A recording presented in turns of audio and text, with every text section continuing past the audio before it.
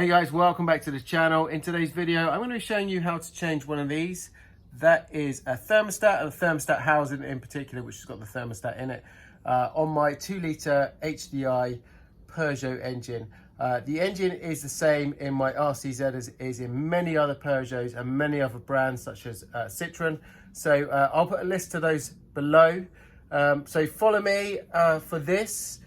Also in the video, you will see how to remove simple things such as the covers here for the battery, which is always a known common problem. If you want to change the battery, getting all of these plastics off is quite a difficult task. So I'll show you how to do that. Obviously, I'm going to be getting right down here, removing all of this because the thermostat and the housing sits down here on this side of the engine block on these cars. So in order to get to that, I want to get some nice access. So we're going to be taking all the battery out, all the battery tray, all of this kind of airbox system, and getting right down there to do it. So if you want to see how to do a few other little things on the Peugeot, it's all going to be in this video too.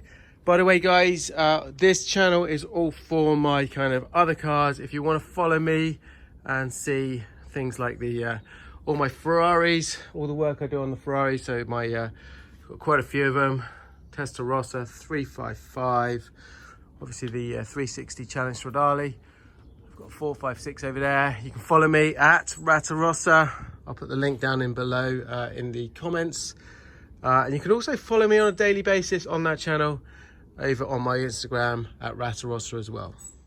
I'm also going to show you how to remove just the temperature sensor, which is a common problem on these cars.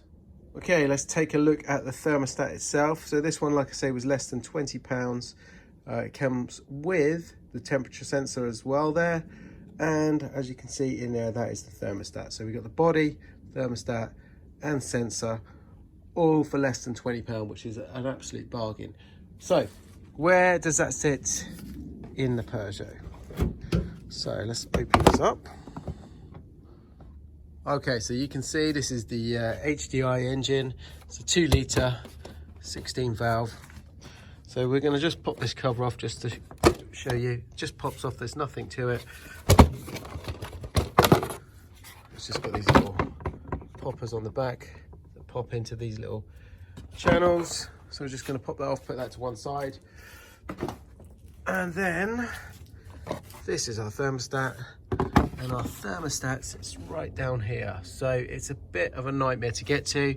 You can see the top pipe and the bottom pipe that connect here and here on the thermostat. So unfortunately, what this means is we are going to have to strip it right down in order to get in there and get this thing accessible, let's put it that way. So the first thing I'm going to do is to gain access, I'm going to start stripping out all of this around here so I can get right down there and try and get to the thermostat on the car. Just remove the 1, 2, 3, 4 screws from this. I'm going to see if I can just take the whole thing off here. Give that a wiggle. A little bit of a wiggle and that comes off. So that is our airbox top. Put that down there. We're now just going to disconnect the battery, get all the battery off, and then I'm going to remove that in order to access the side there to get this off. Otherwise, it's going to make the job a lot more difficult. So we can see our top pipe here. Bottom pipe is this one down here. We've got this top little connector up here. We've got the side pipe here, which is down there. And then the tricky one is going to be this back one, which is right down there. So I'm not sure how we're going to get to that, but let's, like I say, remove all this and see what the job's like. Okay, so we're just disconnecting this. In order to do that, we've got one tab here on the side, just down here. We just push that in with a screwdriver. Then we have one hidden behind here. So this is the little tab that sits in here, but you need to remove the 13mm bolt from the connector and the little connector block down the bottom. You then remove this one as well. There we go. And now this should all slide up and out of the way. Just put that to one side. We're going to remove this now. Okay, so removing this battery box, this plastic cover, if you ever want to change a battery, is also quite difficult. So you basically remove all this from the front, as I'll show you, and then from the bottom here, you basically pull up and it slides out. So what happens is on the bottom here, you've got one little clip, you see, clips here, same on the other side. This one's slightly broken, it's meant to have a round bit on the end, but it just clips over here, clips over there, and pops into place. So if you push it down, clip it down there, pop up and out, and that's it. Nothing documented in the user manual how to do that. Next, we're going to disconnect the rest of the battery and the little tab down here that holds it in place, remove the battery, and see how much access we've got to the side.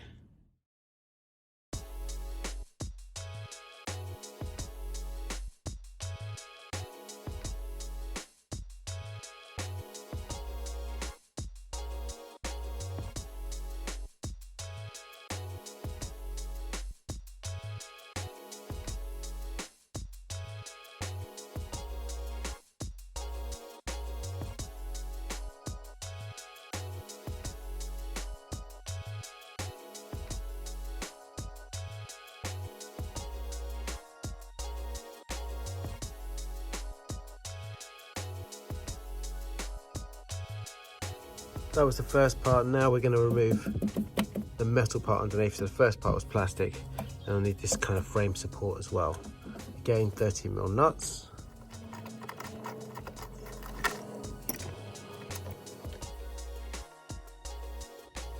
Okay, and then we've got one final bolt, I don't know if you can see, just down there. Now, annoyingly, that comes from the underside, which means the wheel has to come off. The lining needs to come off, and we need to get it to it from that way.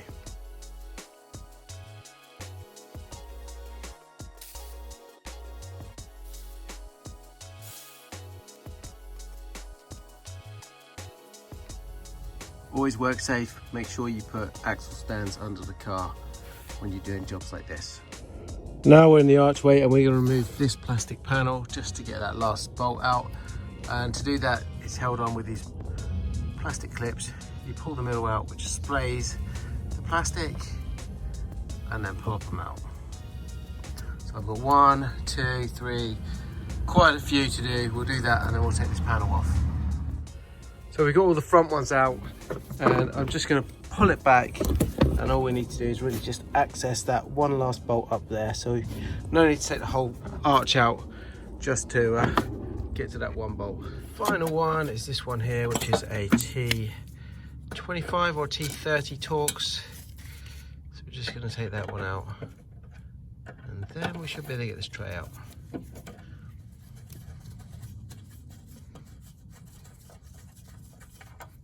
Okay, Torx.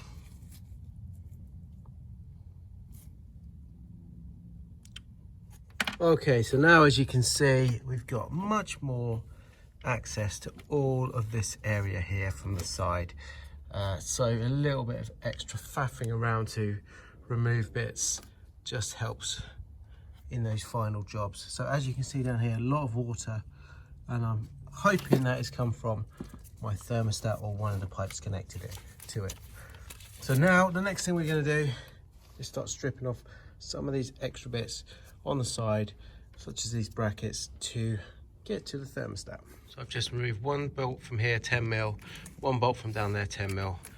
Just removing this other 10mm nut this time.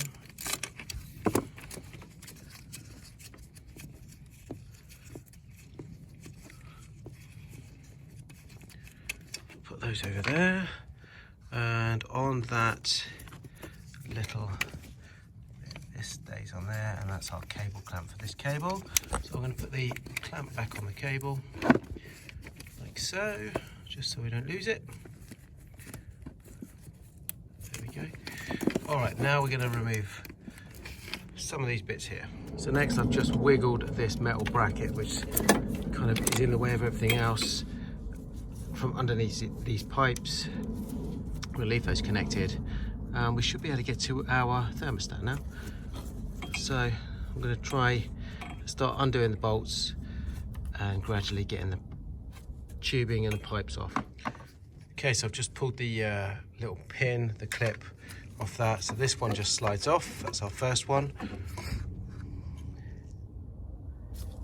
Next I've used my grips to clamp the little clamp down there, and I'm just going to pull that top pipe off. Same with this lower one. Just wiggle it all off. There we go. As you can see, no coolant or water in my system at all. It's all leaked out. As a reference from the old one, so we've just taken off top one, bottom one, side one. So we've got this back one here, which seems to be held on by a little screw. So I'm going to do that one, and then we'll start unbolting it from the body. Okay, so we'll just remove this with the 10mm. This is the bracket that sits in here, and this little U-shaped bracket holds the pipe work in place. So again, let's put that up there. And now everything is off. We are ready to remove the bolts and draw this off the side of the block. So we just need to remove the connector for the temperature sensor, which is this, and then I'll remove the 10mm nuts on the side and see if we can withdraw it. Next, I'm using a 4mm socket. This is to get and extract these little studs. There's one here, the thermostat. So can you get to it? There we go, that one here. And then I've just taken the one out from down the bottom, down here, 2 studs. So the only way of doing it, putting a socket on the end, and just really slowly extracting those. You can just see this one's starting to come out now. That's our second stud out. As you can see, that is the fitting on the end. A little bit chewed up on this one. Okay, so now our thermostat is free. As you can see, it's loose, and we just need to get it off this pipe down here. And there you go. So it was just a little bit of wiggling to get this pipe off of here. So we've taken the bracket off, remember the 10mm. So if you have a look inside, here's my new one, and here's the old one. You can see my thermostat is stuck open, whereas this one is in a different position altogether. So I'm going to refit this. We've got the new gasket on as well. It came with the new gasket. I'm going to put it all in place. Okay, so temperature sensor, it's easier if I show you with the thermostat out of the car. So you can see in the car where these connects. This is at the back. These are our front tubes, our side tube here. So if you can get in from the side, basically what we've got is a little clip here. We need to pull that clip out. You can just get a screwdriver or something sharp. I've just got this knife here, but if you could just, you can use a screwdriver to pop that out. So the clip on this one is plastic. It might be a little metal retaining clip like this. So you just need to pop the clip out. So I'll just pull that out with my fingers on this one. There we go. And then your temperature sensor will just pop out, and you've got your little rubber O-ring that just seals that in place. And then that's it, simple as that. Pop off the connector off the end, obviously, and then swap those over. Like I say, that is a very common problem on these cars. Depending on where you got your thermostat, you might need to change over little connectors and things like this. This one's a little valve. It's going in there, and that's on. We just put a little cap on the end. And that's it really, that's the only one I need to change over on this. It came with the temperature sensor, but that's easy enough to pop in and out. And there's temperature sensor there. Okay, so now we are ready to install the new thermostat, or the thermostat housing. So we are going to start by putting it back on the tube, and then reverse process of everything we've taken out. Before installing the studs again, I'm just going to put a little bit of thread lock on the end there, on both of those. Okay, and here's our little studs, one here and one there. Okay guys, and finally, so it's all back together, all okay, all tested. Don't forget, put your antifreeze in here, your coolant, top that all up. If you need to bleed the system, if it is a little bit of air in it, there is a little valve here on the side, on the front of the thermostat housing. So you just unscrew the cap, you'll get some water and air coming out there, just in case you want to bleed it. Obviously, take it out for a drive, make sure it's all okay, doesn't overheat still. And then job's done. That is it. Hope you enjoyed it. Don't forget to smash the like button. Don't forget to subscribe to the channel. Follow my other channel if you want to see more Ferrari related stuff. That's Rata Rossa. I'll put the link above and below. And where's the other one?